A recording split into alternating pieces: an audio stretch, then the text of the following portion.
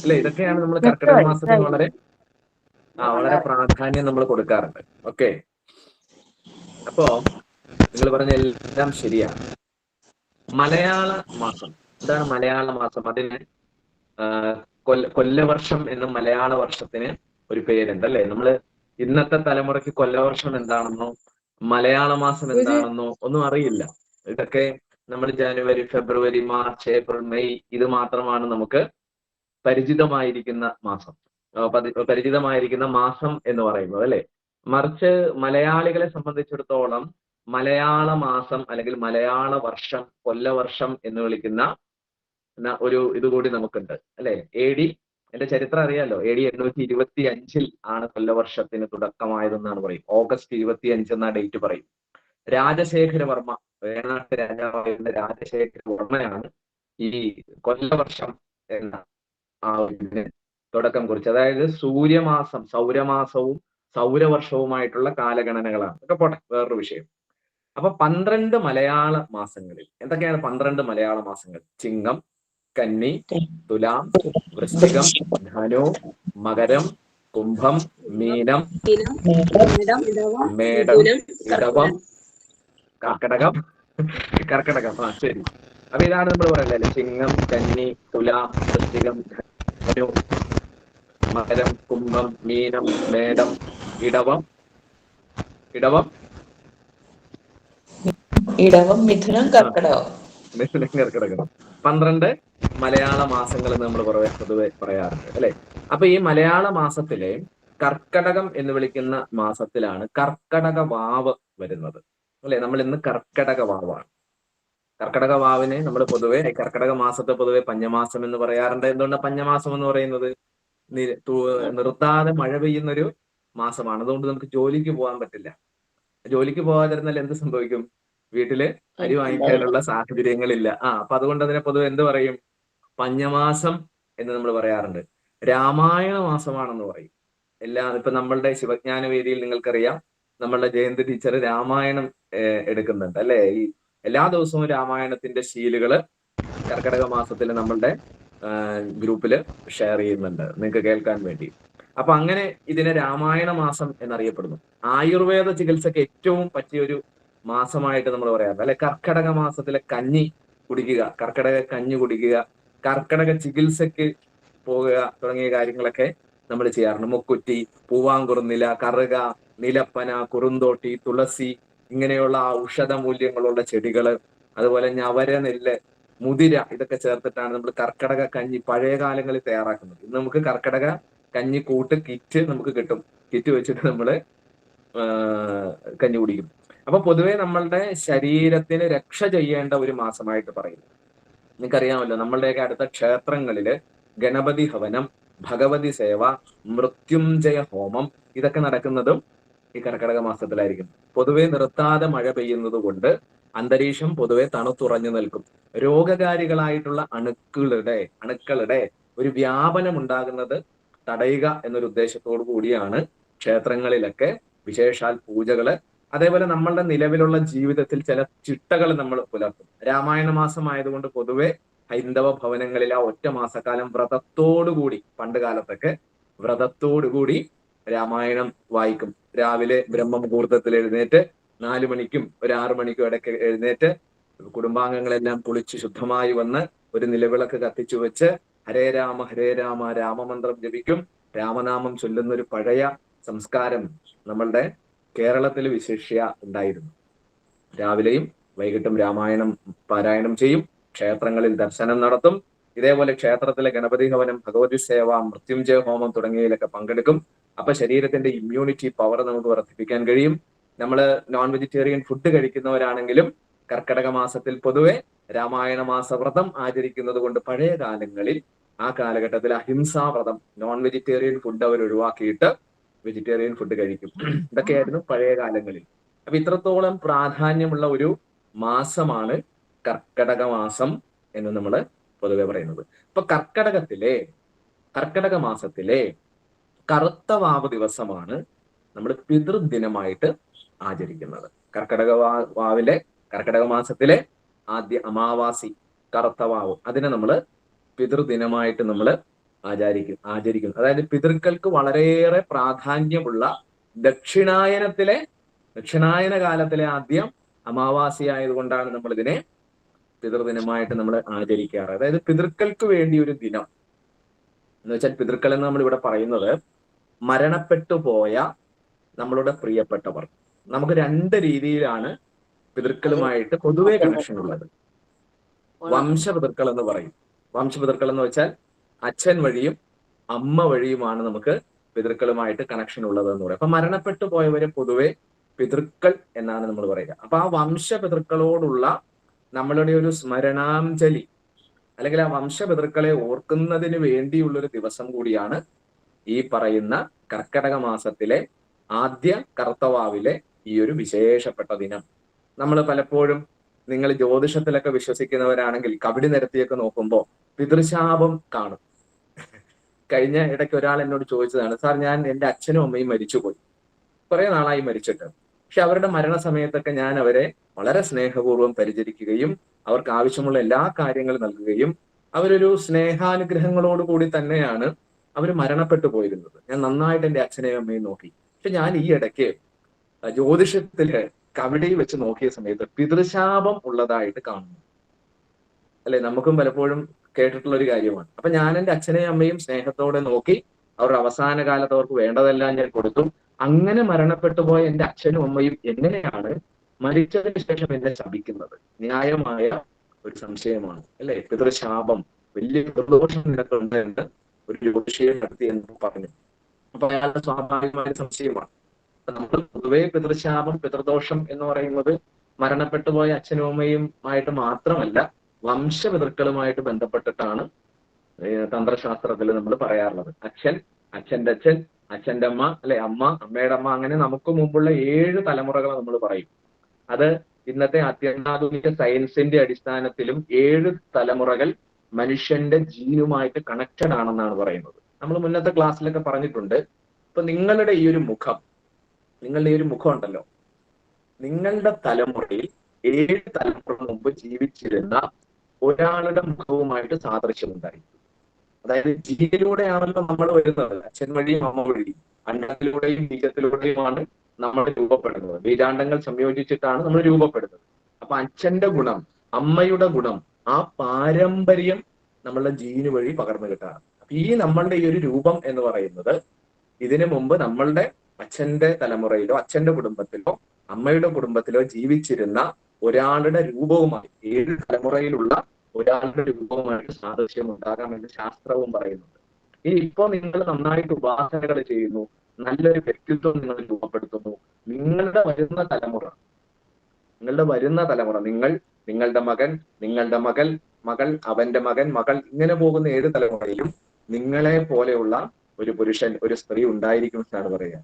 കാരണം ജീനിലൂടെ നമ്മളുടെ പാരമ്പര്യം, നമ്മളുടെ ഗുണങ്ങൾ, നമ്മളുടെ സ്വഭാവങ്ങൾ, നമ്മൾ ആർജിക്കുന്ന നല്ലതും ചീത്തയുമായിട്ടുള്ള കാര്യങ്ങൾ അടുത്ത തലമുറകളിലേക്കും എന്ത് ചെയ്യും, സംക്രമിക്കപ്പെടും എന്നുള്ളത് ശാസ്ത്രമാണ്. ഇത് സയൻസിന്റെ ഭാഷ. നമ്മുടെ സനാതന ധർമ്മത്തിൽ പറഞ്ഞാൽ നമുക്ക് നമ്മുടെ അച്ഛനോട് അമ്മയോട് സ്നേഹമുള്ളത് പോലെ തന്നെ അവരുടെ അച്ഛൻ അമ്മ വംശപിതൃക്കളോട് നമുക്കൊരു സ്നേഹമുണ്ട്, നമുക്കൊരു കടമയുണ്ടെന്ന് പറയും. അത് 5 ഋണങ്ങൾ, 5 കടങ്ങളോട് കൂടിയാണ് മനുഷ്യൻ ജനിക്കുന്നതെന്നാണ് നമ്മുടെ ഭാരതീയ ദർശനങ്ങളിലൊക്കെ പൊതുവെ പറയുക. 5 കടങ്ങളുണ്ട്. നമുക്ക് ഈ ജന്മം നൽകിയ ഈശ്വരനോട്, പ്രപഞ്ച ചൈതന്യത്തോട് നമുക്കൊരു കടമുണ്ട്. നമ്മളെ നേർവഴിക്ക് നയിക്കുന്ന ഗുരുക്കന്മാരോട്, നമുക്ക് ആത്മവിദ്യകൾ പറഞ്ഞു തരുന്ന ഗുരുപരമ്പരകളോട് നമുക്കൊരു കടമുണ്ട്. നമുക്ക് ചുറ്റുമുള്ള സഹോദരങ്ങളോട്, മനുഷ്യ കുലത്തോട് നമുക്കൊരു കടമുണ്ട്.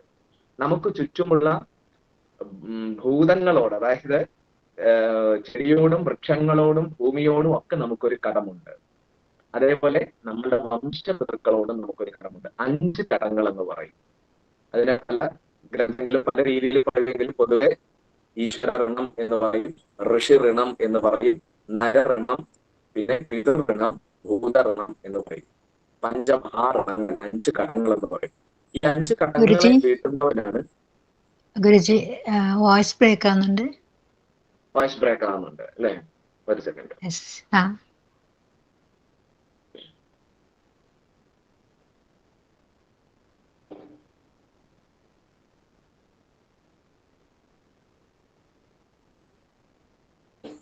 ഇപ്പൊ കേൾക്കാമോ? കേൾക്കാം. കേൾക്കാമോ? കേൾക്കാം കേൾക്കാം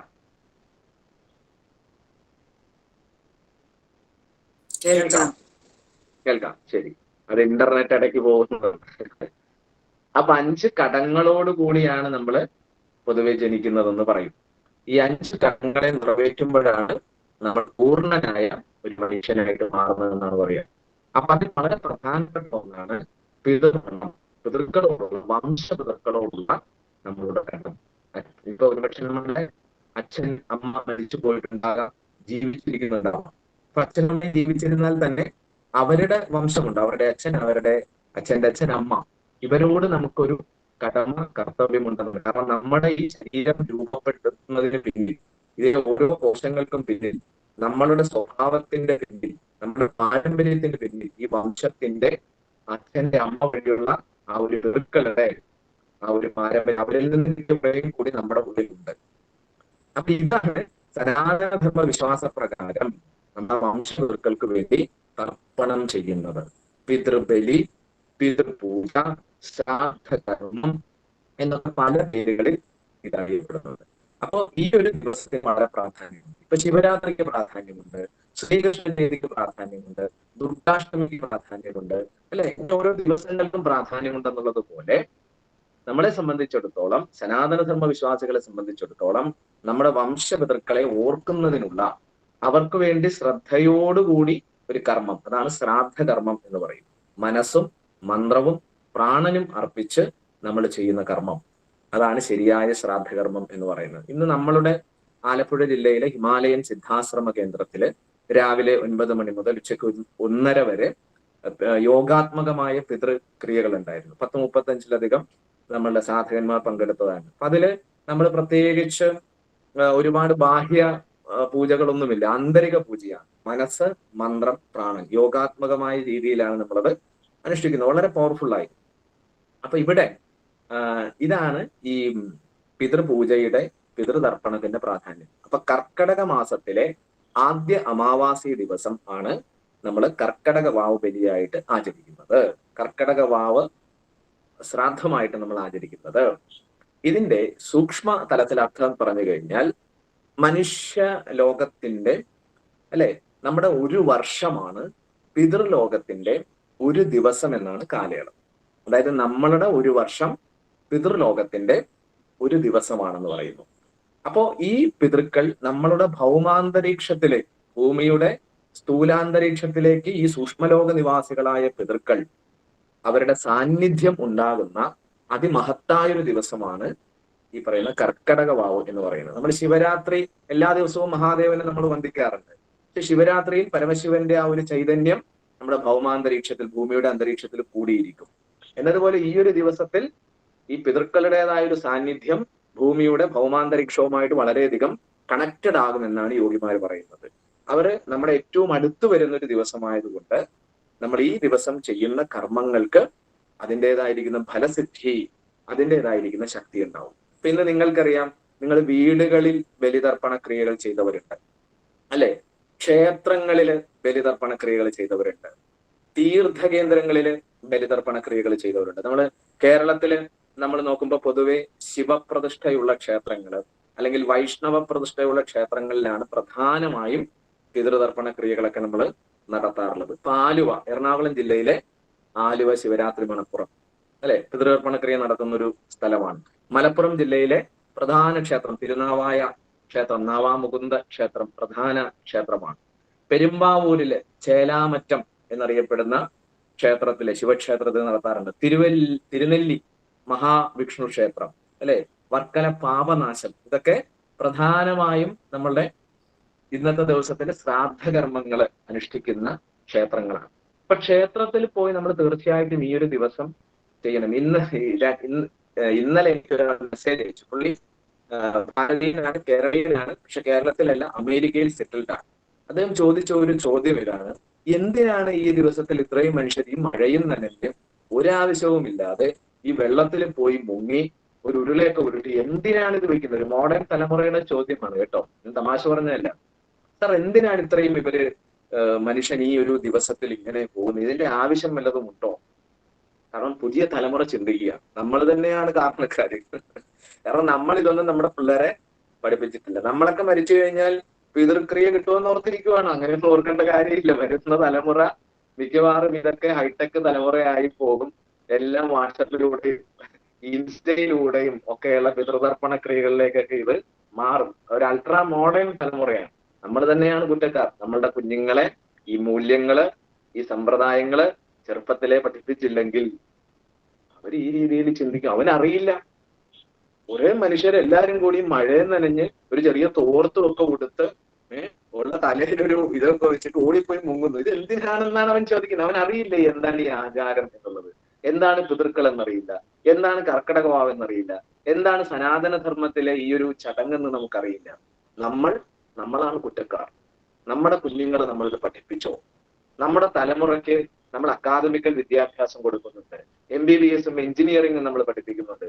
നമ്മുടെ സനാതന ധർമ്മത്തെ കുറിച്ച്, വേദങ്ങളെ കുറിച്ച്, ഇതിഹാസങ്ങളെ കുറിച്ച്, നമ്മളുടെ പുരാണങ്ങളെ കുറിച്ച്, യോഗശാസ്ത്രത്തെ കുറിച്ച്, തന്ത്രശാസ്ത്രത്തെ കുറിച്ച്, മൂല്യങ്ങളെ കുറിച്ച് നമ്മൾ പഠിപ്പിക്കുന്നുണ്ടോ? ഇല്ല. സത്യമാണ്. ഇന്നുള്ള തലമുറയിലുള്ള അമ്മയ്ക്കും അച്ഛനും എത്ര പേർക്ക് മഹാഭാരതം അറിയാം, രാമായണം അറിയാം, ഇതിഹാസ കഥകൾ അറിയാം, യോഗശാസ്ത്രം അറിയാം?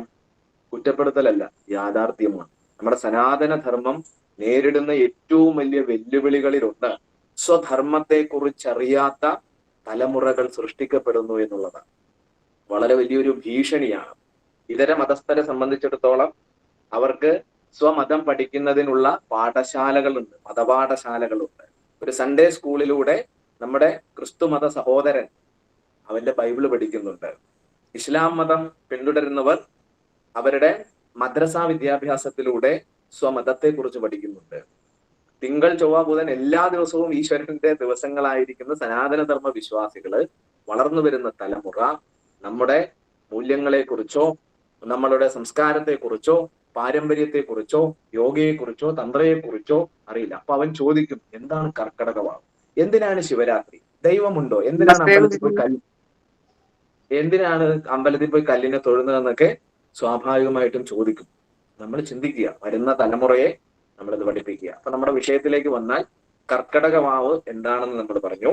കർക്കടക മാസത്തിലെ ആദ്യ അമാവാസി ദിനം നമ്മളുടെ ഭൗമ മണ്ഡലവുമായി പിതൃമണ്ഡലം, പിതൃലോകം, പിതൃക്കൾ അടുത്തു വരുന്ന അല്ലെങ്കിൽ അവരുമായിട്ട് കണക്ട് ചെയ്യപ്പെടുന്ന ഒരു പ്രധാന ദിവസമാണ് കർക്കടകവാവിലെ ഈ കർത്തവാവ് ദിവസം, അമാവാസി ദിവസം. ഇത് നമ്മൾ പൊതുവെ പിതൃബലിക്കായി, പിതൃപൂജയ്ക്കായി ഉപയോഗിക്കുന്നു.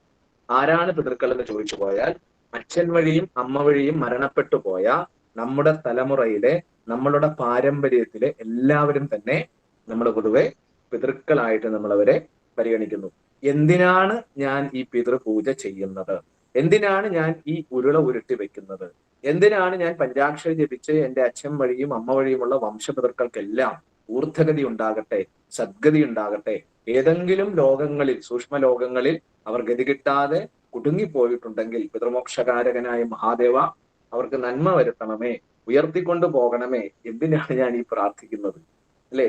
ഇത് നമ്മളുടെ കടമയാണ്. പഞ്ചമഹാഋണങ്ങളിൽ പിതൃഋണം, അതായത് നമ്മളുടെ വംശപിതൃക്കളോടുള്ള നമ്മളുടെ കടമ, നമ്മളുടെ കടം നിറവേറ്റലാണ് കർത്തവാവ് ദിവസത്തിലെ അല്ലെങ്കിൽ ശിവരാത്രി ദിവസത്തിലൊക്കെ വംശപിതൃക്കളെ നമ്മൾ ഓർത്തുകൊണ്ട് ചെയ്യുന്ന ഈ ഒരു കർമ്മം. ഇതൊരു വിശ്വാസിയെ സംബന്ധിച്ചിടത്തോളം, ഇതൊക്കെ അന്ധവിശ്വാസമാണ് എന്ന് വിശ്വസിക്കുന്നവർ ഇത് ചെയ്യണമെന്നില്ല.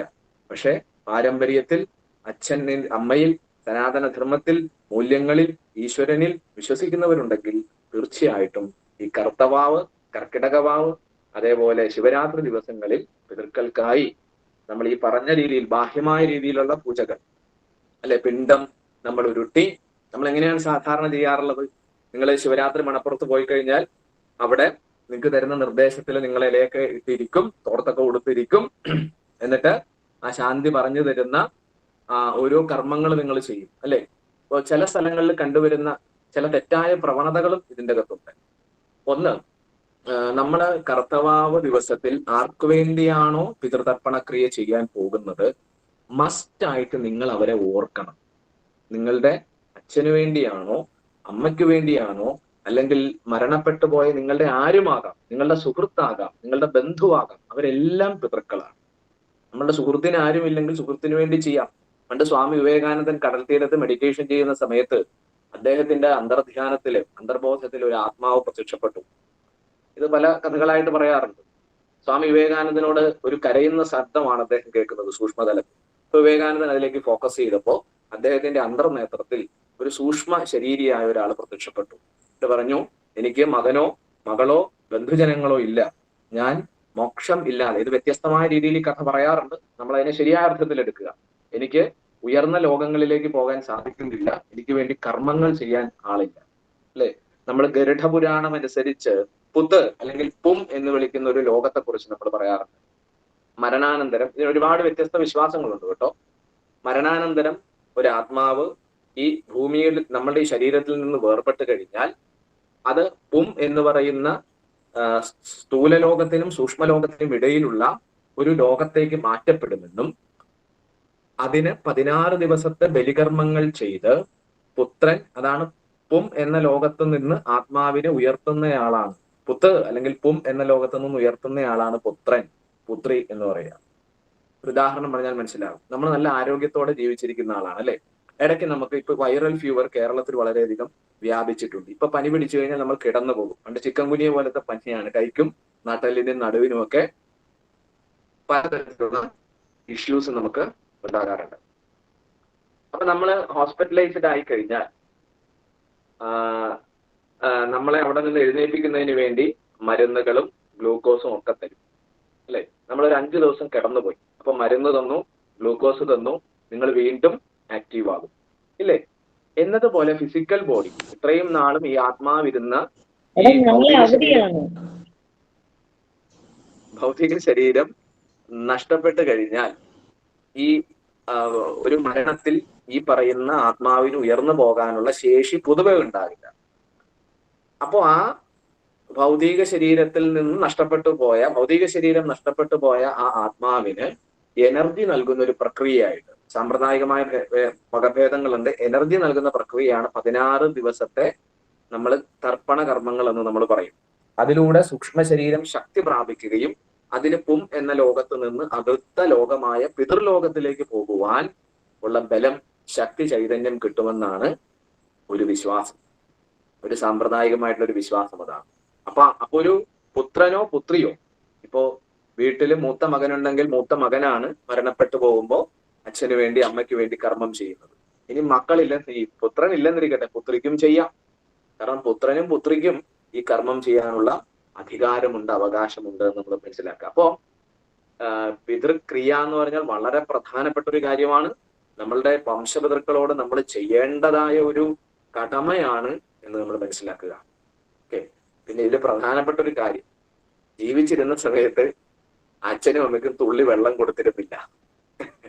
മരണപ്പെട്ട് കഴിയുമ്പോ നമ്മൾ തിരുവല്ലത്ത് പോയിട്ട് ബലിയിട്ടിട്ടോ വർക്കല പാവനാശത്ത് പോയി ബലിയിട്ടിട്ടോ പ്രത്യേകിച്ച് കാര്യങ്ങൾ ഉണ്ടാവില്ല. അല്ലെങ്കിൽ പ്രായശ്ചിത്തത്തോടു കൂടി ചെയ്യണം, കണ്ണീരോടുകൂടി ചെയ്യണം. എനിക്ക് തെറ്റുപറ്റി, ക്ഷമിക്കണം എന്ന ഒരു മനസ്സറിഞ്ഞ് പ്രാർത്ഥിച്ചിട്ട് നമ്മൾ ചെയ്യണം. ഓക്കെ. അപ്പൊ ജീവിച്ചിരിക്കെ അവരെ സംരക്ഷിക്കണം, അവര് മരണപ്പെട്ടു പോയി കഴിഞ്ഞാലും അവരെ നമ്മൾ ഓർക്കണം. അതാണ് നമ്മളുടെ സനാതന ധർമ്മം. അവര് മരണപ്പെട്ടു പോയിട്ടും എത്രയോ വംശം നമുക്ക് വേരറ്റുപോയി, എന്നിട്ട് ഒരു ദിവസം നമ്മളുടെ വംശപിതൃക്കളെ ഓർക്കാനായിട്ട് നമ്മൾ ഒരുമിച്ചിരിക്കുന്നു അല്ലേ. ഇനി ഇന്നത്തെ ദിവസത്തെ പറ്റിയുള്ള പൊതുവെ ചില തെറ്റിദ്ധാരണകള് മനുഷ്യർക്കുണ്ട്. ഇന്ന് നിങ്ങൾ റോഡിൽ കൂടി സഞ്ചരിച്ചിട്ടുണ്ടെങ്കിൽ അറിയാം, ഇന്ന് കോഴിക്കടകള് അതേപോലെ ഇറച്ചിക്കടകളിലൊക്കെ വലിയ ക്യൂ ആണ്. അതിൽ ഏറ്റവും കൂടുതൽ സനാതനധർമ്മ വിശ്വാസികളാണ്. നിങ്ങൾ മത്സ്യം കഴിക്കരുതെന്നോ മാംസം കഴിക്കരുതെന്നോ അല്ല.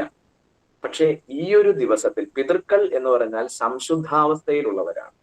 ഒരു ദേവതയ്ക്ക് നിങ്ങളുടെ ജീവിതത്തിൽ നൽകാൻ കഴിയുന്ന അനുഗ്രഹങ്ങളൊക്കെ തന്നെ ശരിയായ ശക്തി പ്രാപിച്ച ഒരു പിതൃവിന് നൽകാൻ കഴിയും. അപ്പൊ പിതൃപൂജ ചെയ്യുന്ന ഈ ഒരു ദിവസം യഥാർത്ഥത്തിൽ നമ്മുടെ പഴയ പാരമ്പര്യം അനുസരിച്ച് തലേ ദിവസം വ്രതമെടുക്കും. നമ്മൾ ഒരിക്കൽ എടുക്കുക എന്നൊക്കെ പഴയകാല തറവാടുകളിൽ പറയും. ഒരു തലേ ദിവസം മുതൽ ഫുഡ് കാര്യങ്ങൾ നിയന്ത്രിക്കും, പൂർണ്ണമായ വെജിറ്റേറിയൻ ആയിരിക്കും, ബ്രഹ്മചര്യ വ്രതം അവർ സ്വീകരിക്കും അല്ലെ. എന്നിട്ടാണ് പിറ്റേ ദിവസം എന്തിനിരിക്കുക, ശ്രാദ്ധകർമ്മങ്ങൾക്ക് ഇരിക്കുക. ഇന്ന് മോഡേണിലേക്ക് മാറിയപ്പോൾ നമ്മൾ അതൊക്കെ വിട്ടു. തലേ ദിവസം പൊറോട്ടയും ചിക്കനും കഴിച്ചിട്ട് നമ്മൾ പിറ്റേ ദിവസം ഇരുന്ന് ചെയ്താൽ അതിന് പൂർണ്ണ ഫലസിദ്ധി ഉണ്ടാവില്ല. അതുപോലെ തന്നെ നമുക്കൊരു ഇന്ന് എന്നോട് ഒരാൾ ചോദിച്ചൊരു ചോദ്യമാണ്, സാർ എന്റെ അമ്മാവൻ പുള്ളി നന്നായിട്ട് മദ്യപിക്കുന്ന ആളായിരുന്നു. അപ്പൊ പുള്ളിക്കിന്ന് ദാഹം വയ്ക്കുക എന്ന് പറഞ്ഞൊരു ചടങ്ങുണ്ട്. ഒരുപക്ഷെ ഇന്ന് വൈകിട്ട് അല്ലെങ്കിൽ ഇന്നലെ വൈകിട്ടോ ഒക്കെ നിങ്ങളുടെ പല വീടുകളിലും ഈ ദാഹം വയ്ക്കും. എന്താ ദാഹം എന്ന് പറഞ്ഞാൽ അത് ഓരോ രീതിയുണ്ട്, ഓരോ സമ്പ്രദായങ്ങളിലുണ്ട്. സാത്വികമുണ്ട്, രാജസികമുണ്ട്, താമസികമുണ്ട്. ഒരാൾ ചോദിച്ച ചോദ്യമാണ്, എന്റെ അമ്മാവൻ നന്നായിട്ട് മദ്യപിക്കുന്ന ആളായി. അദ്ദേഹം ജീവിച്ചിരുന്ന സമയത്ത് പുള്ളിക്ക് കള്ളാണ് ഏറ്റവും ഇഷ്ടപ്പെട്ട ഭക്ഷണം. കള്ളും കപ്പയും മീനും പുള്ളി കഴിച്ചുകൊണ്ടിരുന്നതാണ്. അപ്പൊ ഞാൻ ദാഹം വെക്കുന്ന സമയത്ത് അമ്മാവൻ ഇഷ്ടപ്പെട്ട കള്ളും കപ്പയും മീനും കൂടി ദാഹം വെക്കണ്ടേ? ഞാൻ ഈ പറയുന്നതിനോട് നിങ്ങൾക്ക് ചിലർക്ക് യോജിപ്പുണ്ടാകാം, ചിലർക്ക് വിയോജിപ്പുണ്ടാകാം. നിങ്ങളുടെ യുക്തി കൊണ്ട് ബുദ്ധി കൊണ്ട് ഞാൻ പറയുന്നതിൽ കാര്യമുണ്ടോ ഇല്ലയോ, ഉൾക്കൊള്ളാൻ പറ്റുന്നതാണെങ്കിൽ കൊള്ളാം, ഇല്ലെങ്കിൽ അതിന് തള്ളാം. ഒരു പിതൃ അവസ്ഥയിലേക്ക് വന്ന ഒരു ആത്മാവ് പൂർണ്ണ സംശുദ്ധനാണ്. അദ്ദേഹം പറഞ്ഞില്ലേ, ഒരു ദേവതയ്ക്ക് നിങ്ങളുടെ ജീവിതത്തിൽ നൽകാൻ കഴിയുന്ന എല്ലാ അനുഗ്രഹങ്ങളും അതിശക്തനായ പിതൃക്കൾക്ക് നൽകാൻ കഴിയും. നമ്മളുടെ പിതൃക്കൾ അനുഗ്രഹദായകങ്ങളായിട്ട് നിൽക്കുന്നു, നമ്മളുടെ പരദേവതകൾ അനുഗ്രഹദായകങ്ങളായി നിൽക്കുന്നുണ്ടെങ്കിൽ നമ്മുടെ കുടുംബത്തിൽ ഐശ്വര്യാഭിവൃദ്ധികൾ ഉണ്ടാവും. പിതൃ ശാപമോ അല്ലെങ്കിൽ പരദേവത പ്രശ്നമോ കൊണ്ടിട്ടാണ് പലപ്പോഴും സാധാരണഗതിയിലുള്ള പഴയകാല കുടുംബങ്ങളിലൊക്കെ പല വിഷയങ്ങളും ഉണ്ടാകുന്നത്. അപ്പൊ പിതൃപൂജ ചെയ്യുന്ന ദിവസം മസ്റ്റായിട്ട് നിങ്ങൾ വെജിറ്റേറിയൻ ഫുഡ് സ്വീകരിക്കുക.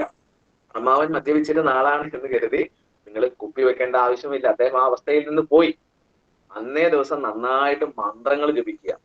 ഇപ്പൊ പല സ്ഥലങ്ങളിലും ബലിയിടുന്ന സ്ഥലങ്ങളിലും മന്ത്രം ജപമൊക്കെ കുറവാണ്. എള്ളെടുത്തിടുക, ജലം കൊടുക്കുക, 2 തവണ നീര് കൊടുക്കുക, വീണ്ടും 2 തവണ എള്ള് കൊടുക്കുക. പഴയകാലത്ത് അങ്ങനെയല്ല. പഴയകാലത്ത് തന്ത്രയിലും യോഗയിലും ഒക്കെ ജപം ചെയ്യും. നിങ്ങളൊരു വൈഷ്ണവ സമ്പ്രദായം തുടരുന്ന ആളാണെങ്കിൽ ഓം നമോ ഭഗവതേ വാസുദേവായ എന്നോ ഓം നമോ നാരായണായ എന്ന മന്ത്രം ജപിച്ചിട്ടാണ് ചെയ്യുക. നിങ്ങൾ ദേവിയുടെ ആരാധിക്കുന്ന ഒരാളാണെങ്കിൽ ഓം ലളിതാംബികായെ നമാന്നോ അല്ലെങ്കിൽ ഓം ഭദ്രായേ നമ എന്നുള്ള മന്ത്രങ്ങൾ ജപിച്ചിട്ടാണ് ചെയ്യുക. നിങ്ങൾ ശൈവാരാധനയുള്ള ആളാണെങ്കിൽ പണ്ട് ചെയ്തിരുന്നത് ഓം നമശിവായ, നമ്മളൊരു നീര് കൊടുക്കുമ്പോൾ ഓം നമശിവായ ജപിക്കും. ഒരു പിണ്ടം ഉരുട്ടി വെക്കുന്ന സമയത്ത് ഓം നമശിവായ ജപിക്കും. എള്ളർപ്പിക്കുന്ന സമയത്ത് ഓം നമശിവായ ജപിക്കും. പക്ഷെ ഇന്ന് പൊതുവെ മന്ത്രജപത്തോടെയുള്ള ക്രിയകളൊക്കെ അപ്രത്യക്ഷമായിരിക്കുന്നു. അപ്പൊ നമ്മളുടെ പാരമ്പര്യത്തില് ഇങ്ങനെയുള്ള കാര്യങ്ങളാണ്.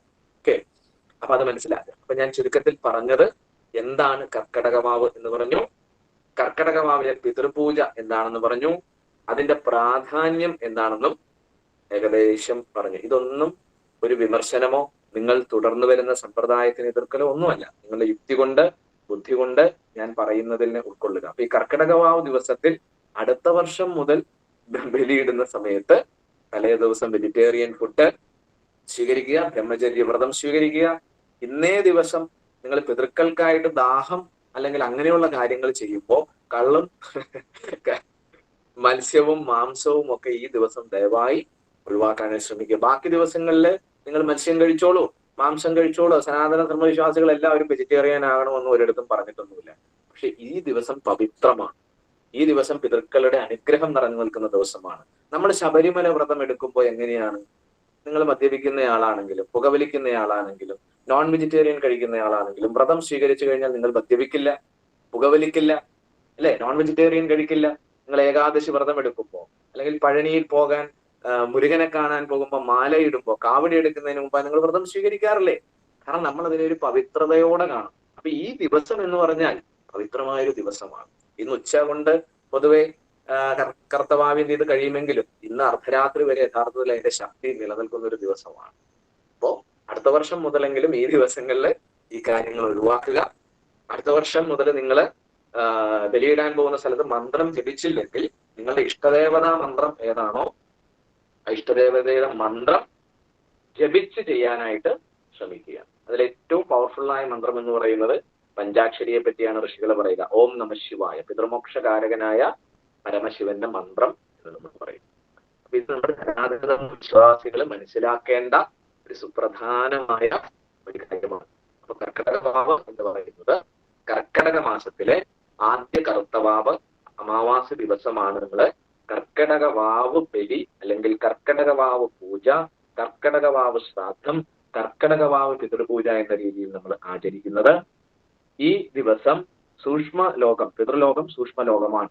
ആ സൂക്ഷ്മലോകത്ത് കുടികൊള്ളുന്ന നമ്മളുടെ പിതൃക്കൾ, വംശപിതൃക്കൾ, അച്ഛൻ വഴിയും അമ്മ വഴിയുമുള്ള വംശപിതൃക്കൾ ഭൗമാന്തരീക്ഷത്തിൽ ഭൂമിയുടെ തലവുമായി ഏറ്റവും അധികം കണക്ട് ചെയ്യപ്പെടുന്ന ഒരു ദിവസമായതുകൊണ്ടാണ് ഈ ദിവസം പിതൃപൂജകൾക്കായിട്ട് നമ്മൾ ഉപയോഗിക്കുന്നത്. എന്തിനാണ് ഇത് ചെയ്യുന്നതെന്ന് ചോദിച്ചാൽ, മനുഷ്യൻ ജനിക്കുന്നത് 5 കടങ്ങളോടുകൂടിയാണ്. ഈശ്വരനോടുള്ള കടം ഈശ്വരോപാസന ചെയ്ത് വീട്ടാം. ഗുരുക്കന്മാരോടുള്ള കടം അവർ പഠിപ്പിച്ച ഉപാസനകൾ ചെയ്യുകയും ഗുരുപരമ്പരകളുടെ സനാതനധർമ്മത്തിന്റെ അനുഷ്ഠാന പ്രചരണ സംരക്ഷണങ്ങൾക്ക് അവർക്കൊപ്പം ചേർന്ന് പ്രവർത്തിക്കുകയും ചെയ്യുമ്പോൾ ഗുരുക്കന്മാരോടുള്ള കടം വീട്ടാം. നരന്മാരോടുള്ള, നമുക്ക് ചുറ്റുമുള്ള സഹജീവികളെ തന ധന രീതിയിൽ സഹായിക്കുമ്പോൾ, മരുന്ന് വാങ്ങാൻ വിഷമിച്ചു നിൽക്കുന്ന ഒരാൾക്ക് 100 രൂപ കൊടുത്തു, ആഹാരം കഴിക്കാൻ വിഷമിച്ചു നിൽക്കുന്ന ഒരാൾക്ക് ഒരു നേരം ആഹാരം വാങ്ങിച്ചു കൊടുത്തു, നമ്മളുടെ തൊട്ട് അയൽപ്പക്കത്തുള്ള ഒരു കുഞ്ഞിന് ജൂൺ മാസം പുസ്തകം വാങ്ങിക്കാനില്ലാതെ കരയുന്നു, ആ കുഞ്ഞിന് നമ്മൾ പുസ്തകം വാങ്ങിച്ചു കൊടുത്തു, അല്ലെ? ഒരു അമ്മുമ്മ, വളരെ പ്രായമായ ഒരു അമ്മുമ്മ ആശുപത്രിയിൽ പോകാൻ ആളില്ലാതെ നിൽക്കുന്നു, ആ അമ്മയെ നമ്മൾ ആശുപത്രി കൊണ്ടുപോയി മരുന്ന് വാങ്ങിച്ചു കൊടുത്തു. ഇതൊക്കെ നമ്മളുടെ നരയജ്ഞത്തിന്റെ ഭാഗമാണ്. ഞാനും എന്റെ കുടുംബവും മാത്രം സുഖിനോ ഭവന്തു എന്നല്ല സനാതന ധർമ്മം. ലോകാസമസ്ത സുഖിനോ ഭവന്തു. പുൽക്കടി മുതൽ ഈ ബൃഹത്തായ പ്രപഞ്ചം വരെ എല്ലാം ഈശ്വരീയ ചൈതന്യമാണെന്ന് പറയാം. അപ്പൊ നരയജ്ഞം, നമ്മളുടെ നരന്മാരോടുള്ള, നമ്മുടെ മനുഷ്യ സമൂഹത്തോടുള്ള നമ്മളുടെ കടം വീട്ടാൻ പറ്റുന്നത് മനുഷ്യ സമൂഹത്തെ ധനം, ധനം എന്ന് വെച്ചാൽ ശരീരം കൊണ്ട്, മനം എന്ന് പറഞ്ഞാൽ നമ്മളുടെ പ്രാർത്ഥനകൾ കൊണ്ട്, ധനം എന്ന് പറഞ്ഞാൽ നമ്മളുടെ സമ്പാദ്യത്തിൽ നിന്നൊരു ചെറിയ ഭാഗം പാവപ്പെട്ടവർക്ക് അന്നം വാങ്ങിച്ചോ വസ്ത്രം വാങ്ങിച്ചോ മരുന്ന് വാങ്ങിച്ചോ നമ്മൾ കൊടുക്കണം. ഇത് നമ്മളുടെ കടമയാണ്, നമ്മളുടെ ധർമ്മമാണ്. അപ്പോ നരഋണം വീട്ടും, മനുഷ്യ കുലത്തോടുള്ള നമ്മളുടെ കടം വീട്ടപ്പെടും. മറ്റൊന്ന് പിതൃഋണമാണ്. അച്ഛൻ വഴിയും അമ്മ വഴിയുമുള്ളവരാണ് വംശപിതൃക്കൾ എന്ന് നമ്മൾ പറയുന്നത്. അവരോടുള്ള കടം വീട്ടാനാണ് ഇത്തരത്തിലുള്ള ദിവസങ്ങൾ.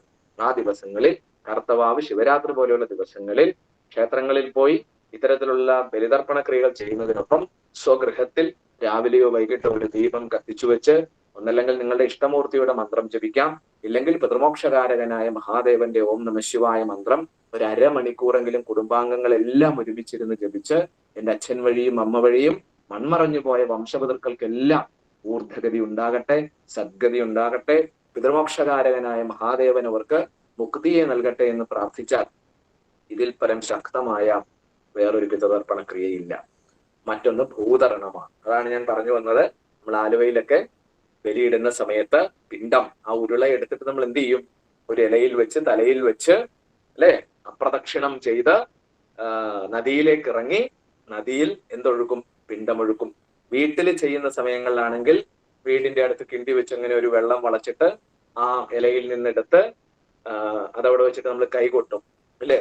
കാക്ക വന്നില്ലെങ്കിൽ നമ്മുടെ വിഷയം ഉണ്ടാകും. അതും പേനാക്കാക്ക വന്നാൽ പോരാ, നല്ല കറുത്ത കാക്ക വരണം എന്നുള്ളതാണ്, അല്ലെ? പിതൃവിന്റെ ഒരു സിമ്പലായിട്ടാണ് നമ്മൾ കാക്കയെ കാണുക. അപ്പൊ വേറെ പൂച്ച വന്നാലോ കോഴി വന്നാലോ നമ്മൾ സമ്മതിക്കില്ല. ആ നല്ല ദിവസത്തിൽ തന്നെ ഒരു കല്ലെടുത്ത് അതിനെ എറിയും, അല്ലെങ്കിൽ ഒരു വടിയെടുത്ത് അതിനെ അടിക്കും. ഒരു പാപകർമ്മമായി. അങ്ങനെയല്ല, നമ്മളിത് യഥാർത്ഥത്തിൽ മനസ്സിലാക്കണം. നിങ്ങൾ ജലത്തിൽ ഈ പിണ്ടം ഒഴുക്കുന്ന സമയത്ത് ജലജീവികൾക്ക് ഭക്ഷണം കിട്ടും. ആ ജലത്തിലുള്ള മീനുകൾക്കും അതുപോലെ തവളകൾക്കും പാമ്പുകൾക്കും ഒക്കെ അന്ന് സമൃദ്ധമായ ഭക്ഷണമാണ്, അല്ലെ? മീനൂട്ട് എന്ന് പറയുന്ന ഒരു ചടങ്ങ് നമ്മുടെ സനാതന ധർമ്മത്തിലുണ്ട്. മീനിന് ഭക്ഷണം കൊടുക്കുക. കുറെ കൂടി സൂക്ഷ്മമായി പറഞ്ഞാൽ ഉറുമ്പൂട്ട് എന്ന് പറയുന്ന ഒരു കാര്യമുണ്ട്. നിങ്ങൾ കേരളത്തിൽ പൊതുവെ കുറവാണ്. നമ്മൾ ഉത്തരേന്ത്യയിലൊക്കെ ചെന്നാൽ, പ്രത്യേകിച്ചും തമിഴ്നാട്ട് ഭാഗങ്ങളിൽ ചെന്നാൽ, രാവിലെ അവര് അരിപ്പൊടി കൊണ്ട് വീടിന്റെ മുമ്പിൽ കോലം വരയ്ക്കും. മഹാലക്ഷ്മിയുടെ പ്രതീകമായിട്ട് കോലം വരയ്ക്കാറുണ്ട്. എന്തിനാ ഈ കോലം വരയ്ക്കുന്നത്? ഇന്ന് നമ്മൾ കളർ പൊടിയൊക്കെയാണ് ഉപയോഗിക്കുക, പണ്ട് അരിപ്പൊടിയാണ്. അതായത് ഇതാണ് ഭൂതയജ്ഞം. ഭൂതം എന്ന് പറഞ്ഞാൽ ഭവിച്ചത്, ഉണ്ടായത്, ഗോസ്റ്റ് അല്ല, പ്രേതമല്ല. ഈ ഭൂമിയിൽ ഉള്ള സർവ ജീവജാലങ്ങളും സർവചരാചരങ്ങളും സസ്യലതാദികളും വൃക്ഷങ്ങളും എല്ലാം ഭൂതങ്ങളാണ്, ഭവിച്ചതാണ്, ഉണ്ടായതാണ്. അപ്പൊ അവയെ മനുഷ്യനാണ് ഇവരെ സംരക്ഷിക്കേണ്ടത്. കാട് സംരക്ഷിക്കേണ്ടത് നമ്മളാണ്, മണ്ണ് സംരക്ഷിക്കേണ്ടത് നമ്മളാണ്, വെള്ളം സംരക്ഷിക്കേണ്ടത് നമ്മളാണ്, വായു സംരക്ഷിക്കേണ്ടത് നമ്മളാണ്. ഈ ഭൂമി അമ്മയാണ്, അല്ലെ? നമ്മളുടെ പോറ്റമ്മയാണ് ഭൂമി. ഭൂമി ദേവി, പ്രകൃതി മാത എന്നാണ് സനാതന ധർമ്മത്തിന്റെ സങ്കല്പം. ഇത്രയും മഹത്തായ ഒരു സങ്കല്പം ലോകത്തൊരിടത്തുമില്ല. കാവ് തീണ്ടിയാൽ കുളം വറ്റും എന്ന് നമ്മൾ പഠിച്ചിട്ടുണ്ട്. അതായത് കാവിലെ ഒരു വൃക്ഷം വെട്ടിയാൽ, സർപ്പക്കാവിൽ നമ്മൾ അശുദ്ധമായിട്ട് പ്രവേശിച്ചു കഴിഞ്ഞാൽ, സർപ്പക്കുളത്തിൽ അനാവശ്യമായിട്ട് ഇറങ്ങിക്കഴിഞ്ഞാൽ നമുക്ക് വിഷയങ്ങൾ ഉണ്ടാക്കും എന്നുള്ളതാണ്. അപ്പൊ അത്രയും അധികം നമ്മളുടെ യുനെസ്കോ പോലും, ഐക്യരാഷ്ട്ര സംഘടന, അതിന്റെ യുനെസ്കോ പോലും പ്രകൃതി സംരക്ഷണ വിഭാഗങ്ങൾ പോലും കേരളത്തിലെ ഈ സർപ്പക്കാവുകളുടെ പ്രാധാന്യത്തെ വളരെയേറെ പറഞ്ഞിട്ടുണ്ട്. കാരണം പ്രകൃതിയോട് ഇണങ്ങി നിൽക്കുന്നതാണ് നമ്മളുടെ ആചാരങ്ങളെല്ലാം തന്നെ. പ്രകൃതി സംരക്ഷണമാണ് ഓരോ ആചാരങ്ങളുടെയും രീതി, അല്ലെ? കാവ് തീണ്ടിയാൽ കുളം പറ്റും എന്ന് പേടിച്ചിട്ട് പാമ്പ് കൊത്തുവാട് അവിടെ ചെന്നാലും പേടിച്ചിട്ട് ഒരുത്തനും കാവി ചെല്ലില്ല, ഒരു ചെറിയ മരം പോലും പെട്ടില്ല. അങ്ങനെ പ്രകൃതിയെ നമ്മൾ സംരക്ഷിച്ചിരുന്നു എന്ന് ആലോചിച്ച് നോക്കുക. അപ്പൊ ഭൂതഗണത്തിന്റെ ഭാഗമാണ്, ഭൂതയജ്ഞത്തിന്റെ ഭാഗമാണ് നമ്മൾ ഉരുള ഉരുട്ടി എന്തിനു കൊടുക്കേണ്ടത്? ഈ ജലത്തിൽ ഒഴുക്കുന്നത്. ഇപ്പൊ കാക്ക ഇല്ലാത്ത സ്ഥലമാണെങ്കിൽ നിങ്ങളുടെ പിതൃ എങ്ങനെ വരും? കാക്ക ഇല്ലാത്തൊരു സ്ഥലമാണെന്ന് ഇരിക്കട്ടെ, നിങ്ങൾ ഉരുള ഉരുട്ടി വെച്ചു, എന്ത് ചെയ്യും? നിങ്ങൾ മനസ്സിലാക്കേണ്ട കാര്യം, അത് എന്ത് ജീവജാലങ്ങൾക്കും ഭക്ഷിക്കാം. ഉറുമ്പിനത് ഭക്ഷിക്കാം. ഒരു പൂച്ച വന്ന് 2 ദിവസമായിട്ട് പട്ടണം നടക്കുന്ന പൂച്ച നോക്കിയപ്പോൾ ഒരു ഉരുള ഉരുട്ടി വെച്ചിരിക്കുന്നു, ഓടി വന്ന് കഴിക്കാൻ വിചാരിച്ചപ്പോഴാണ് നമ്മൾ പിതൃ കാക്ക വന്നില്ല, അതാ പൂച്ച എടുക്കണമെന്ന് പറഞ്ഞ് പൂച്ച അടിക്കാൻ പോകുന്നത്. അങ്ങനെയല്ല, അതിനും ഭക്ഷിക്കാം എന്ന് മനസ്സിലാക്കുക. ഓക്കെ, അപ്പൊ ഇത് ഭൂത യജ്ഞത്തിന്റെ, ഭൂത ഋണത്തിന്റെ ആ ഒരു കടം വീട്ടലാണ് ഈ ദിനത്തോടനുബന്ധിച്ച് നമ്മൾ ചെയ്യുന്ന ഇത്തരത്തിലുള്ള കർമ്മങ്ങൾ എന്ന് മനസ്സിലാക്കുക. അപ്പൊ എന്താണ് കർക്കിടകവാവ് എന്ന് പറഞ്ഞു, എന്തിനാണ് കർക്കിടകവാവ് എന്ന് പറഞ്ഞു, അതിന്റെ പ്രാധാന്യത്തെ കുറിച്ച് പറഞ്ഞു, അതിൽ പഞ്ചമഹായജ്ഞങ്ങൾ എങ്ങനെ ഉൾക്കൊണ്ടിരിക്കുന്നു എന്ന് പറഞ്ഞു. ഇനി നമുക്ക് ഇന്ന്, നമ്മൾ ഉപാസകരാണല്ലോ, നിങ്ങൾ ഇന്ന് രാവിലെയൊക്കെ പോയി ക്ഷേത്രങ്ങളിൽ പിതൃതർപ്പണക്രിയകൾ ചെയ്തിട്ടുണ്ടാകും, അതുപോലെ തന്നെ വീടുകളിൽ ചെയ്തിട്ടുണ്ടാകും. ഇപ്പൊ നമ്മുടെ ഹിമാലയൻ സിദ്ധാശ്രമത്തിന്റെ സാധകന്മാരാണ് ഇതിൽ ബഹുഭൂരിപക്ഷം ആൾക്കാരും നമ്മുടെ സാധകന്മാരാണ്. 130-ലധികം ആൾക്കാര് ഇപ്പോൾ ജോയിൻ ചെയ്തിട്ടുണ്ട്. അപ്പൊ നമുക്കൊരു അല്പസമയം യോഗാത്മകമായ രീതിയിൽ നമുക്ക് പിതൃതർപ്പണക്രിയ ചെയ്യാം. അതെങ്ങനെയെന്ന് വെച്ചാൽ വളരെ സിമ്പിളാണ്. നമ്മളിവിടെ ഉപയോഗിക്കുന്നത് സപ്തകോടി മഹാമന്ത്രങ്ങളിൽ ശ്രേഷ്ഠമായ പഞ്ചാക്ഷരി മന്ത്രമാണ്, പിതൃമോക്ഷകാരകനായ മഹാദേവന്റെ മന്ത്രം. മന്ത്രം ഇതാണ്, ഓം നമ ശിവായ എന്നുള്ള മന്ത്രം. അപ്പൊ നിങ്ങളിപ്പോ എവിടെയാണോ ഇരിക്കുന്നത് അവിടെ നട്ടെല്ല് നിവർത്തിയിരിക്കണം. ഓക്കെ, നിങ്ങൾ എങ്ങോട്ടിരുന്നാലും കുഴപ്പമില്ല, എവിടെയാണ് ഇരിക്കുന്നതെങ്കിൽ നട്ടെല്ല് നിവർത്തിയിരിക്കണം. ഓക്കെ, കണ്ണുകൾ അടച്ച് ഇരിക്കുക. നമ്മളൊരു 9:45 ഒരു 5 മിനിറ്റ് സമയം, 9:50 വരെ നമ്മൾ പഞ്ചാക്ഷരി മന്ത്രം ജപിക്കും. അപ്പൊ ഇപ്പോ നിങ്ങളുടെ മനസ്സിൽ നിങ്ങൾ ആർക്കു വേണ്ടിയാണോ ഈ പിതൃ പൂജ ചെയ്യാൻ പോകുന്നത്, ഒരുപക്ഷെ നിങ്ങളുടെ മരണപ്പെട്ടു പോയ നിങ്ങളുടെ അച്ഛനായിരിക്കും, നിങ്ങളുടെ അമ്മയായിരിക്കും, നിങ്ങളുടെ ഒരു പ്രിയ സുഹൃത്തായിരിക്കും, അല്ലെങ്കിൽ നിങ്ങളുടെ ഒരു അടുത്ത ബന്ധുവായിരിക്കും. ആരാണ്, ആർക്കു വേണ്ടിയാണോ, അല്ലെങ്കിൽ നിങ്ങളുടെ വംശപിതൃക്കളെല്ലാം മനസ്സിലൊന്ന് വിചാരിച്ചുകൊണ്ട് അതിൽ ഓർക്കാൻ കഴിയുന്ന മുഖങ്ങളെ ഒക്കെ നമ്മളുടെ ഉള്ളിലേക്ക് കൊണ്ടുവരണം. ഓക്കെ, അപ്പൊ നമ്മൾ ആദ്യം മഹാദേവനെ ഗുരുപരമ്പരകളെ ഒന്ന് വന്ദിക്കും. അപ്പൊ കൈകൾ നെഞ്ചിനു മധ്യം ഒന്ന് തൊഴുതു പിടിക്കുക. ചെയ്യുന്നവര്, ഇല്ലാത്തവര് ശ്രദ്ധിച്ചാൽ മതി. ഓക്കെ, ഒന്ന് തൊഴുതു പിടിക്കുക. പഞ്ചാക്ഷരി 3 തവണ ജപിക്കും. ഓം നമ ശിവായ, ഓം നമ ശിവായ, ഓം നമ ശിവായ. നമ്മുടെ ഗുരുക്കന്മാരെ വർദ്ധിക്കും. ഓം ശ്രീ ഗുരവേ നമ, ഓം ശ്രീ ഗുരവേ നമ, ഓം ശ്രീ ഗുരവേ നമ. ഇനി ആർക്കു വേണ്ടിയാണോ നമ്മൾ ഈ യോഗാത്മകമായ രീതിയിൽ പിതൃപൂജ ചെയ്യാൻ പോകുന്നത് അവരുടെ രൂപത്തെ നമ്മൾ മനസ്സിൽ കാണുക. അവർ നമ്മളുടെ ഉള്ളിൽ, നമ്മളുടെ ഹൃദയത്തിൽ, നമ്മളുടെ പുരികക്കൊടികൾക്ക് മധ്യേ അവരുടെ രൂപം, നിങ്ങളുടെ അച്ഛനാണെങ്കിൽ, നിങ്ങളുടെ അമ്മയാണെങ്കിൽ, നിങ്ങളുടെ ബന്ധുവാണെങ്കിൽ അവരുടെ മുഖം, അവർ ജീവിച്ചിരുന്നപ്പോഴുള്ള അവരുടെ മുഖത്തെ നമ്മളുടെ ഉള്ളിലേക്കൊന്ന് കൊണ്ടുവരിക. അവരുടെ ആ ഒരു ശബ്ദം, ജീവിച്ചിരുന്നപ്പോഴുണ്ടായിരുന്ന അവരുടെ ആ ഒരു ശബ്ദം നമുക്ക് ഓർത്തെടുക്കാൻ കഴിയുന്നുണ്ടെങ്കിൽ, അവർ നമ്മളുമായി സംസാരിച്ചത്, സ്നേഹപൂർണമായി നമ്മളോട് ഇടപെട്ടത്, വാത്സല്യപൂർണമായി അവർ നമ്മളോട് ഇടപെട്ടത്, അവരുടെ പുഞ്ചിരിക്കുന്ന മുഖഭാവം, അവരുടെ ശബ്ദം നമ്മൾ ഓർത്തെടുക്കുക. നമ്മളൊരു പ്രാർത്ഥന ഒന്ന് പറയുന്നു, ഞാൻ പറയുന്നത് നേരിട്ട് പറയുക.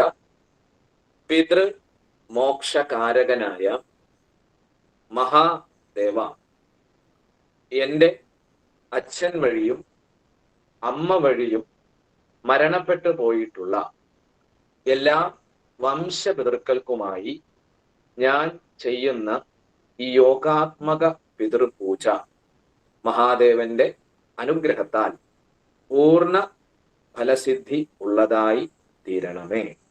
മഹാദേവന്റെ പാദങ്ങളിൽ നമസ്കരിക്കുന്നു. അപ്പൊ ഭഗവാനോട് നമ്മുടെ ആവശ്യം, ഇതാണ് സങ്കല്പം എന്ന് പറയും. നമ്മുടെ സങ്കല്പം, നമ്മുടെ ആവശ്യം നമ്മൾ പറഞ്ഞു.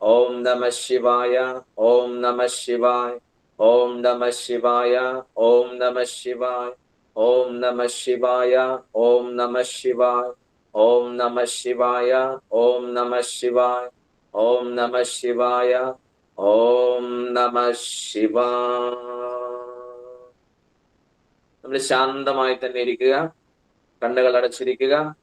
നമ്മളിപ്പോ ജപിച്ച ആ പഞ്ചാക്ഷരി മന്ത്രത്തിന്റെ ശക്തി, അതിന്റെ ചൈതന്യം, അതിന്റെ ഊർജം നമ്മളുടെ ഉള്ളിലും നമ്മളുടെ പുറത്തും എല്ലാം ഓം നമഃ ശിവായ എന്ന മന്ത്രത്തിന്റെ ശക്തി, ചൈതന്യം നിറയുന്നത് ശാന്തമായി പുഞ്ചിരിയോടെ, ശരീരം ഇളക്കാതെ അനക്കാതെ കണ്ണ് തുറക്കാതെ മഹാദേവന്റെ ശക്തി, മഹാദേവന്റെ ചൈതന്യം, പഞ്ചാക്ഷരിയുടെ ഊർജം നമ്മളുടെ അകത്തും പുറത്തും ചക്രങ്ങളിലും മനസ്സിലും ബോധത്തിലും ഓരോ കോശങ്ങളിലും നമ്മളിരിക്കുന്ന മുറിയിലും ചുറ്റുമെല്ലാം ഓം നമഃ ശിവായ എന്ന മന്ത്രത്തിന്റെ ശക്തി ചൈതന്യം നിറയുന്നതായി നമ്മൾ സങ്കല്പിക്കുക. നമുക്കുള്ളിലും നമുക്ക് പുറത്തും നാം ഇരിക്കുന്ന അന്തരീക്ഷത്തിലും എല്ലാം പഞ്ചാക്ഷരി നമ്മളിപ്പോ ജപിച്ചു കഴിഞ്ഞാൽ പഞ്ചാക്ഷരി മന്ത്രത്തിന്റെ ശക്തി നിറഞ്ഞിരിക്കുന്നു. ഒരു വെളിച്ചം, ഒരു ഊർജം നമ്മളുടെ അകത്ത് നിറയുന്നു. കണ്ണടച്ചിരിക്കുകയാണെങ്കിൽ ഉള്ളിൽ ഒരു വെളിച്ചം നിറയുന്നു, ഒരു ഊർജം നിറയുന്നു. ഇനി നമ്മൾ ഏത് പിതൃവിനെ സങ്കല്പിച്ചിട്ടാണോ ചെയ്തത് അവരുടെ രൂപത്തെ വീണ്ടും നമ്മളുടെ മനസ്സിൽ കാണുക. അച്ഛനാവാം, അമ്മയാവാം, ബന്ധുക്കളാവാം, മരണപ്പെട്ടു പോയ പ്രിയ സുഹൃത്തുക്കളാവാം, ആരൊക്കെ നിങ്ങൾക്ക് ഓർക്കാൻ കഴിയുന്നുവോ അവരുടെ ആ രൂപത്തെ നമ്മളുടെ ഹൃദയത്തിലേക്ക്, നമ്മളുടെ ഉള്ളിലേക്ക്, നമ്മളുടെ തിരുനെറ്റിയിലേക്ക് ഉള്ളിൽ അവരുടെ രൂപം തെളിയട്ടെ. പിതൃമോക്ഷകാരകനായ മഹാദേവൻ, പരമശിവൻ അവരെ അനുഗ്രഹിക്കുന്നു. മഹാദേവന്റെ ഒരു അനുഗ്രഹം, വെളിച്ചം, ഒരു ഊർജം അവരിലേക്ക് ഒഴുകുന്നു. ഒരു പ്രകാശധാരയായി ആ ഒരു ഊർജം ആ പിതൃവിലേക്ക് എത്തുന്നു. മഹാദേവനൊപ്പം അവർ കൈലാസത്തിലേക്ക്, ശിവലോകത്തിലേക്ക്, ശിവലോക പ്രാപ്തി പരമശിവൻ അവരെ ഒരു ഊർജമായി, വെളിച്ചമായി തന്നിലേക്ക് ചേർക്കുന്നു. ഒരു ഭസ്മമാക്കി തന്നോട് ചേർക്കുന്നു, തന്റെ ശരീരത്തിൽ ചാർത്തുന്നു. അവരെ ശിവലോകത്തിലേക്ക് പരമശിവൻ നയിക്കുന്നു. ആ പിതൃവിന് മുക്തി, മോക്ഷം, പരമേശ്വരാനുഗ്രഹം ലഭിച്ചതായി നമ്മൾ സങ്കല്പിക്കുക. നമ്മളൊരു പ്രാർത്ഥന പറയുന്നു. പിതൃമോക്ഷകാരകനായ മഹാദേവ, അച്ഛൻ വഴിയും അമ്മ വഴിയും മരണപ്പെട്ടു പോയിട്ടുള്ള ജ്ഞാതവും അജ്ഞാതവുമായ എൻ്റെ എല്ലാ വംശപിതൃക്കൾക്കും ഊർധഗതി ഉണ്ടാകട്ടെ, സദ്ഗതി ഉണ്ടാകട്ടെ, ശിവലോകപ്രാപ്തി ഉണ്ടാകട്ടെ. ഊർധഗതി ഉണ്ടാകട്ടെ, സദ്ഗതി ഉണ്ടാകട്ടെ, ശിവലോകപ്രാപ്തി ഉണ്ടാകട്ടെ. ഊർധഗതി ഉണ്ടാകട്ടെ, സദ്ഗതി ഉണ്ടാകട്ടെ, ശിവലോകപ്രാപ്തി ഉണ്ടാകട്ടെ. പരമേശ്വര പാദങ്ങളിൽ ഞാൻ അവരെ സമർപ്പിക്കുന്നു. 3 പഞ്ചാക്ഷരി. ഓം നമഃ ശിവായ, ഓം നമഃ ശിവായ, ഓം നമഃ ശിവായ. ലോകശാന്തി മന്ത്രം. ഓം ലോകാ സമസ്താ സുഖിനോ ഭവന്തു, ഓം ലോകാ സമസ്താ സുഖിനോ ഭവന്തു, ഓം ലോകാ സമസ്താ സുഖിനോ ഭവന്തു. ഓം ശാന്തി ശാന്തി ശാന്തി. പരമശിവാനുഗ്രഹം നമ്മളിൽ നിറയുന്നു. നമ്മൾ ആർക്കു വേണ്ടിയാണോ പിതൃപൂജ ചെയ്ത് അവരിലെല്ലാം നിറയുന്നു. എല്ലാവർക്കും നന്മയും ശാന്തിയും ഉയർച്ചയും പരമശിവാനുഗ്രഹത്താൽ വരുന്നു. സർവ്വലോകത്തിനും സർവ്വചരാചരങ്ങൾക്കും ശാന്തിയും സന്തോഷവും പരമശിവാനുഗ്രഹത്താൽ നിറയട്ടെ എന്ന് സങ്കല്പിക്കുക. മനസാ വാചാ കർമ്മണ നമ്മൾ ചെയ്ത ഈ കർമ്മത്തിൽ അറിഞ്ഞോ അറിയാതെ എന്തെങ്കിലും തെറ്റുണ്ടെങ്കിൽ കാരുണ്യക്കടലായ പരമശിവൻ അതെല്ലാം ക്ഷമിച്ച് നമുക്ക് അനുഗ്രഹവും ബോധവും ശക്തിയും ആനന്ദവും ഭൗതികാത്മീയ അഭിവൃദ്ധിയും നൽകട്ടെ, തരട്ടെ, അനുഗ്രഹിക്കട്ടെ എന്ന് പ്രാർത്ഥിക്കുക. ശാന്തമായി ഒരു 1/2 മിനിറ്റ് സമയം നമ്മൾ ഇരിക്കുന്നു. നമുക്കറിയാൻ പറ്റും, നമ്മൾ നന്നായിട്ട് പഞ്ചാക്ഷരി ജപിച്ചാൽ നമുക്ക് ആ ഒരു ഊർജം ഫീൽ ചെയ്യും. നമുക്ക് ചുറ്റും ഒരു ഓറ, ഒരു എനർജി. ഇന്ന് നമ്മള് വാരനാട് ചെയ്ത സമയത്ത് എല്ലാവർക്കും അവിടെ വന്ന ഒരു 10-35ഓളം ആൾക്കാർക്കും അതിന്റെ എനർജി ഫീൽ ചെയ്തു. അതായത് നമ്മൾ ആ ചെയ്തതിന്റെ ആ ഒരു ശക്തി നമുക്കത് അവർ റിപ്ലൈ തരും എന്നാണ് പറയുക. കുറെ ആയി കഴിയുമ്പോൾ നമ്മളൊരു പ്രാർത്ഥന അങ്ങോട്ട് അയച്ചാൽ ഇപ്പൊ എല്ലാം അങ്ങോട്ട് മാത്രമേ പോകുന്നുള്ളൂ. അവിടെ നിന്ന് അവര് റെസ്പോണ്ട് ചെയ്യുന്നത് നമ്മളുടെ അന്തർബോധത്തിൽ അറിയാൻ പറ്റും. ഒരു എനർജി ആയത് തട്ടും, ഒരു കമ്മ്യൂണിക്കേഷൻ ഉണ്ടാവും.